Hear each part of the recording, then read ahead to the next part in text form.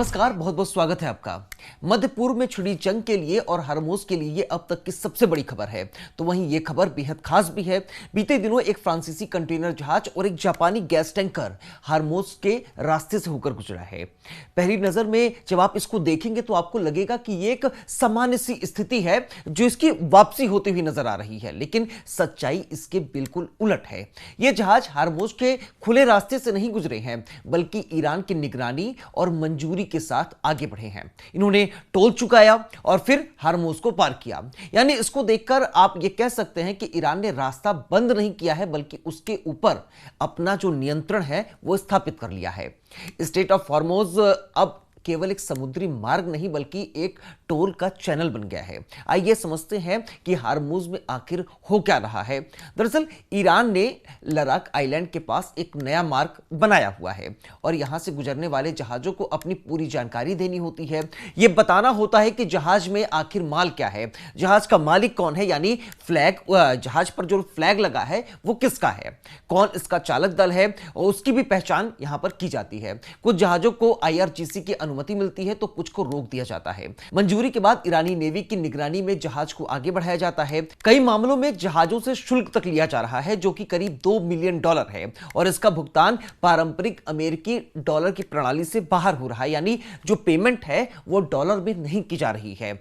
जहाज के मालिक युआन या फिर क्रिप्टो में इसका भुगतान कर रहे हैं, यानी हर गुजरते जहाज के साथ ही ईरान को पैसा भी मिल रहा है और ट्रेड की जानकारी भी ईरान को मिल रही है। और सबसे महत्वपूर्ण बात यह है कि लद्दाख के इस चैनल से कौन गुजर सकता है इसका निर्णय भी ईरान कर रहा है।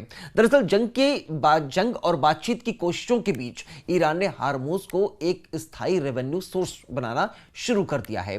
कानूनी रूप से यह एक अंतरराष्ट्रीय मार्ग है जहां से शुल्क लेना एक गैर कानूनी चीज है, यानी शुल्क वहां पर नहीं लिया जा सकता। इस तरह के रास्ते UN क्लॉज व्यवस्था के तहत आते हैं जिन पर किसी देश का अधिकार नहीं होता है। हालांकि ईरान ने कभी भी इस नियम को मान्यता नहीं दी है। वहीं दूसरी तरफ देखें तो ईरान ने इस रास्ते को कभी बंद किया ही नहीं, बल्कि उसने एक एसेट के रूप में तब्दील कर दिया है। ईरान के पास 1956 का उदाहरण है जब गमाल अब्देल नासिर हुसैन ने स्वेज नहर का अधिग्रहण किया था। उसके बाद ब्रिटेन और फ्रांस ने बहुत कोशिशें की, खूब सारी मेहनत की, लेकिन इसके बाद भी वो उसे वापस नहीं ला पाए।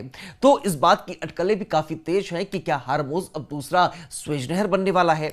लेकिन आइए अब इसके बाद भारत के परिप्रेक्ष्य से समझते हैं कि आखिर इसका असर भारत पर क्या होने वाला है। दरअसल मिडिल ईस्ट की जंग भारत और पाकिस्तान समेत एशिया महाद्वीप के कई देशों के लिए अहम है, लेकिन भारत और पाकिस्तान के बीच असली टक्कर सीमा पर नहीं बल्कि मध्य एशिया की कूटनीति में हो रही है। दोनों देश पाइपलाइन, बिजली और यूरेनियम के सौदों में बढ़त को लेने की होड़ में हैं। अगर विश्व मैप को देखें तो मध्य एशिया का हिस्सा समुद्र से घिरा नहीं है। मध्य एशिया के देशों के पास बंदरगाह नहीं है, लेकिन वो ऊर्जा संसाधनों से पूरी तरह से लैस है और भरपूर है। उनके पास गैस है, हाइड्रो पावर है और सबसे बड़ी बात, उनके पास यूरेनियम है। पाकिस्तान इस वक्त मध्य एशिया को अपनी सबसे बड़ी ताकत बेच रहा है और वो है उसकी समुद्री बंदरगाहों तक की पहुंच और उसकी ताकत।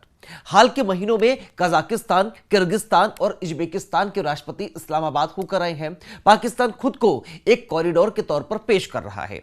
कराची और ग्वादर बंदरगाहों को इस तरह से पेश किया जा रहा है कि वहां से मध्य एशिया के देशों को अपने गैस और यूरेनियम के निर्यात का रास्ता मिलेगा।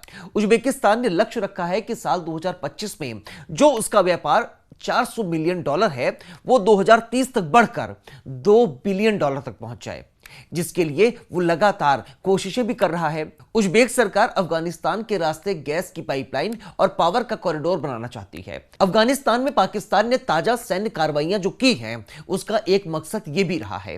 ये तो हुई पाकिस्तान की बात, लेकिन वहीं दूसरी तरफ भारत भी किर्गिस्तान, ताजिकिस्तान, तुर्कमेनिस्तान के साथ बातचीत कर रहा है। उज्बेकिस्तान के साथ भी बातचीत शुरू तो हुई है, लेकिन जो तुर्कमेनिस्तान है वहां से गैस की पाइपलाइन आनी थी, जिसके लिए अफगानिस्तान के रास्ते दक्षिण एशिया तक वो पाइपलाइन आना था। हालांकि ये योजना बहुत पुरानी है, लेकिन उसमें अफगानिस्तान और पाकिस्तान सबसे बड़ी बाधा है। लेकिन भारत कजाकिस्तान के रास्ते यूरेनियम की आपूर्ति पर एक बड़ा समझौता भी कर सकता है। पश्चिम एशिया में संकट के बाद अब मध्य एशिया पर सबकी नजर है और अब मध्य एशिया सबकी जरूरत भी बन गई है, क्योंकि नए ऊर्जा के स्रोतों का रास्ता यहीं से होकर गुजरेगा। हालांकि अब यह देखना होगा कि दक्षिण एशिया में शुरू हुई यह जंग किस मुहाने पर जाकर खत्म होती है, और यह भी देखना होगा कि एनर्जी के सोर्स का नया रास्ता कहां से खुलता है, कौन इसकी अगुवाई करता है। साथ ही स्ट्रेट ऑफ हॉर्मुज को लेकर अमेरिका कितनी टेंशन में है, इस बात का उदाहरण आप डोनाल्ड ट्रंप की बातों और उनके बड़बोलेपन से समझ सकते हैं। यानी अगर आसान शब्दों में कहें तो ईरान ने स्ट्रेट ऑफ हॉर्मुज पर अपनी पैठ बैठाकर अमेरिका को फंसा दिया है। और भी आसान शब्दों में कहें तो जो जंग इजराइल और अमेरिका ने मिलकर शुरू की थी, वहां से इजराइल अब अपनी कन्नी काट चुका है और ईरान ने अमेरिका को ऐसा फंसाया है कि अब ईरान अमेरिका से ना उगला जा रहा है और ना निगला जा रहा है। यह जानकारी आपको कैसी लगी कमेंट बॉक्स में जरूर बताइएगा। साथ ही अपनी राय कमेंट बॉक्स में देना बिल्कुल मत भूलिएगा। कमेंट बॉक्स सिर्फ आपके लिए खुला हुआ है।